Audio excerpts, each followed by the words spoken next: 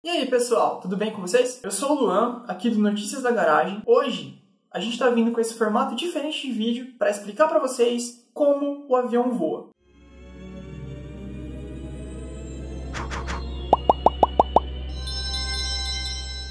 Se você chegasse a 200 anos para alguém e dissesse assim: mano, daqui a 200 anos a gente vai ter uma máquina enorme que tem asa, que se enche de gente e consegue com ela levar pessoas daqui para outro continente. Parece loucura, né? Essa pessoa ia falar assim: bicho, vamos tomar um chazinho que você tá maluco, cara. Tá doidão. Não vai acontecer. Ela ia achar que você perdeu uns parafusos. Entretanto, hoje, 200 anos depois, nós temos um avião voando o tempo inteiro, a gente tem pessoas passeando de um lado para o outro, existe uma baita de uma indústria de aviação. Pouquíssima gente entende como o avião pode voar. Tipo esse que tá passando agora, ouve só. Isso é um avião. Então, vamos tentar entender como é que isso acontece. Em primeiro lugar, a gente precisa deixar bem claro que o avião tem massa, certo? Isso é muito óbvio. Você pensa no avião e você fala, pô, o avião tem massa. Se o avião tem massa e ele está no planeta Terra, a força gravitacional do planeta Terra atua sobre a massa do avião. Portanto, se o avião quiser voar, ele precisa ser capaz de produzir uma força que seja maior do que a força gravitacional terrestre, atuando sobre o avião. O nome dessa força, que vence a força da gravidade, é força de sustentação. E é por causa dela que o avião consegue voar. O que nós vamos tentar com esse vídeo é explicar o mecanismo físico que permite que essa força seja produzida. Vem comigo. Vem comigo, parece dar tempo. Vocês estão de brincadeira comigo! Para entender como a força de sustentação acontece, como ela é gerada, nós vamos fazer um pequeno experimento. Qualquer pessoa, na sua própria casa, pode fazer esse mesmo experimento. Tudo que você precisa é uma colher, que nem essa aqui, e uma torneira, com água. O que eu vou fazer é o seguinte. A gente vai aproximar... Primeiro a gente vai segurar a colher na ponta dos dedos, assim, ó, de forma que ela possa balançar. E aí a gente vai aproximar essa colher do fluxo de água da torneira que está escoando aqui. Quando eu encostar a colher na torneira, o que vai acontecer com a colher? Ela vai ser puxada para dentro do fluxo d'água, assim, ou a colher vai ser empurrada para longe do fluxo d'água, assim. Pensem um pouquinho e respondam. Reparem o seguinte. A colher, ela é puxada para dentro do fluxo de água, e a água, depois que ela chega na ponta da colher, é defletida e ela também acompanha a curvatura da colher. Duas coisas puderam ser notadas nesse experimento que a gente acabou de fazer. A primeira delas é que, supondo que isso aqui é a colher, e a água está caindo aqui assim, ó, quando a água encostou na colher, a colher sofreu um movimento assim, ó. Ela foi para dentro da água. E a segunda coisa que pode ser notada é que quando a água tocou a colher, ela tendeu a se movimentar acompanhando a curvatura da colher. Isso é um fenômeno físico. O nome desse fenômeno é efeito Coanda, em homenagem ao cara que estudou ele há muitos anos atrás. E é por causa do efeito Coanda que o avião consegue voar e que a força de sustentação consegue ser produzida. Você já viu uma asa de avião? Ela tem essa curvatura aqui. Você vai notar que não é tão diferente assim da curvatura da colher. Então, se você estava com a colher assim, a colher que a gente fez o experimento agora há pouco estava assim, e a gente pegar essa colher e colocar ela assim, você vai notar que essa curvatura aqui, ó, da colher, ela não é tão diferente da curvatura da asa do avião. E se você comparar as duas, você vai notar que as duas são superfícies curvas. Para a gente continuar a explicação, vamos focar só na parte de cima da asa, que é muito mais parecida que a colher. Na parte de baixo a gente fala no final do vídeo. Imagina o seguinte então, imagina que eu sou um avião, nossa, pegou muito bem. Imagina que eu sou um avião. Se o meu braço é uma asa de avião, a curvatura da asa, ela tá aqui assim, ó, igual a minha mão direita. Então ela vem acompanhando a asa, certo? A asa inteira tem uma curvatura. Essa curvatura ela é dada pelo perfil da asa, ou pelo aerofólio do avião. E ela é uma superfície curva. Para entender o que acontece, que gera força de sustentação, a gente precisa entender que o ar tem massa. E a gente precisa ter em mente que um escoamento de ar, ele é uma massa de ar que está em movimento. Isso vale para qualquer fluido. Aquela água que estava caindo da torneira agora há pouco, ela era um escoamento de água. Ou seja, era uma massa de água que estava em movimento. Quando você leva um vento na cara, você está levando uma massa de ar na cara. Um escoamento de ar, que é uma massa de ar em movimento. Quando alguma coisa está se movimentando e você quer alterar o movimento dessa coisa, você precisa aplicar sobre ela algum tipo de força. O ar não escapa disso. Um escoamento de ar não escapa disso. Então, se o ar está escoando para cá, na direção do lápis, e eu quero mudar a direção desse escoamento para cá, eu preciso fazer uma força nesse escoamento de ar que empurre ele para cima.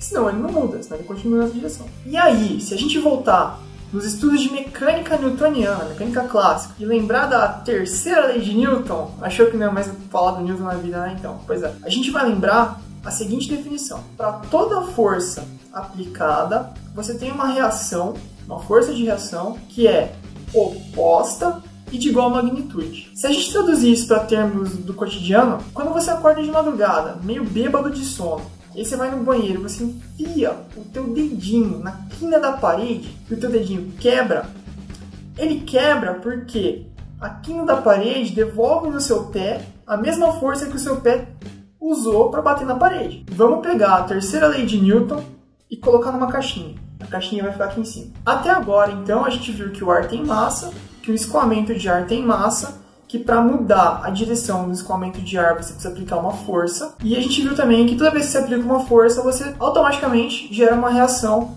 que é igual a essa força, mas em direção contrária. Para continuar a nossa investigação, a gente precisa considerar uma outra coisa, que é o seguinte: fluidos têm viscosidade. O ar é um fluido, então o ar também tem viscosidade. E a viscosidade é uma propriedade de fluidos. E ela pode ser definida como a resistência que um fluido apresenta à deformação quando você aplica sobre ele uma tensão de cisalhamento. Pode parecer meio cabuloso, mas ela é simples. Isso aí quer dizer o seguinte: um fluido que tem uma viscosidade maior é mais difícil de você esparramar, de você espalhar ele. Um fluido que tem uma viscosidade bem pequenininha é muito mais fácil de você espalhar. Essa coisa, viscosidade, ela existe por causa da força de coesão entre as moléculas do fluido. É a tal daquela força de Van der Waals, que você deve ter estudado em química. O que acontece no efeito Coanda tem muito a ver com a viscosidade. Imagina que aqui a gente tem uma asa de avião, tá? A asa vai na direção de vocês. Isso aqui é a curvatura da asa. Quando o avião está se movimentando,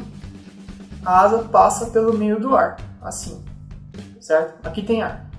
A asa se movimenta, ela passa pelo meio do ar. Isso é equivalente a você dizer que o ar está passando sobre a asa. Quando o escoamento de ar vem na direção da asa, ele vem assim, ó.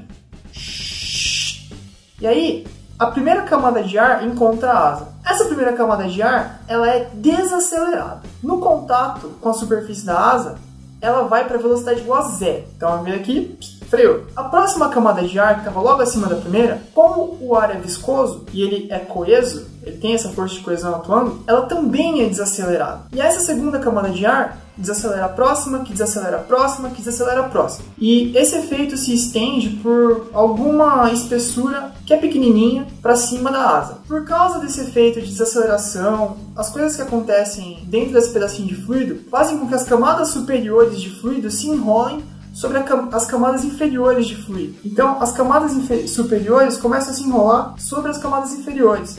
E isso gera o tal do efeito Coanda, que faz com que o fluido, ao tocar a superfície da asa, passe a acompanhar a curvatura. E aí que quando o escoamento passa a fazer um movimento que acompanha a superfície curva que está dentro do fluido, esse movimento de acompanhamento ele é um movimento curvilíneo, certo?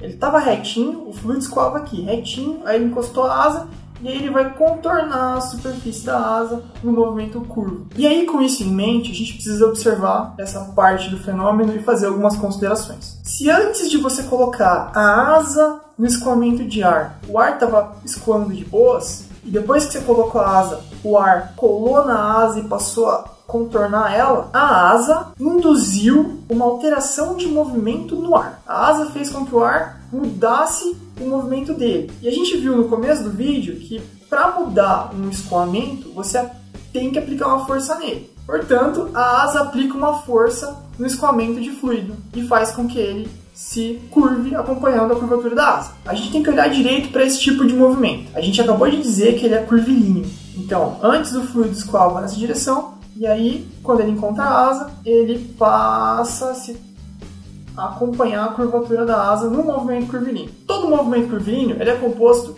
por duas componentes de aceleração. Uma aceleração tangencial, que faz com que o fluido acompanhe a curvatura, e outra aceleração centrípeta, que é a aceleração que faz com que o fluido não escape. Ela mantém o fluido sempre indo na direção do centro da curvatura. Essas duas acelerações são o que provocam o movimento curvilíneo e elas acontecem porque a asa, que é uma superfície curva, é inserida num escoamento de fluido. E agora a gente vai retomar o que a gente pôs na caixinha, aqui em cima, aquela hora, que era a terceira lei de Newton, certo? Se quando você coloca a asa no escoamento, o escoamento se curva sobre a asa, e por isso a asa induz uma força no escoamento, o escoamento induz uma reação na asa, certo? Não faz sentido, né? A lei da ação e reação? E se a asa faz com que o fluido se curve sobre ela, aplicando uma força sobre o fluido gera uma força de reação sobre a asa, que é oposta à força que foi aplicada no fluido. Então, a presença da asa gera uma força centrípeta sobre o fluido, que faz com que ele se aproxime da asa,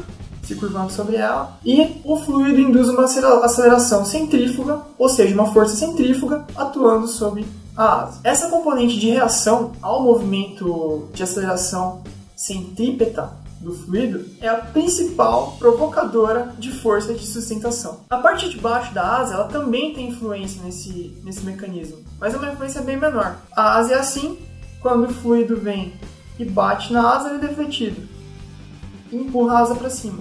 Tá? Isso basicamente é o que acontece e o somatório de todas essas forças, a força resultante disso tudo é a força de sustentação que o avião produz. A força de sustentação que é produzida pelo avião, ela depende da velocidade que o avião se movimenta para frente. Quanto mais rápido o avião vai para frente, maior essa força de sustentação.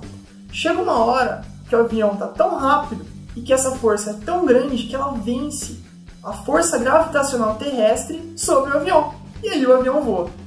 E é por isso que essa coisa bonitona acontece, é por isso que as pessoas viajam para todos os lugares, atravessam continentes, viajando pelo mundo, transportando carga e diminuindo distâncias. Espero que vocês tenham gostado do vídeo. Venham aqui embaixo, deem um joinha pra gente, curtam o vídeo, se inscrevam no canal, compartilhem esse vídeo com seus amigos, familiares, inimigos e amigas e amigos e namoradas e namorados. Ajude para que essas pessoas também recebam esse conteúdo bacana que a gente está produzindo. Se você tiver afim, se você puder, vem aqui no Catarse e apoia o Dragões de Garagem, vem ser um mecenas, porque aí você consegue ajudar a gente a produzir de fato esse conteúdo e ficar cada vez melhor para vocês. Muito obrigado, gente, e até a próxima.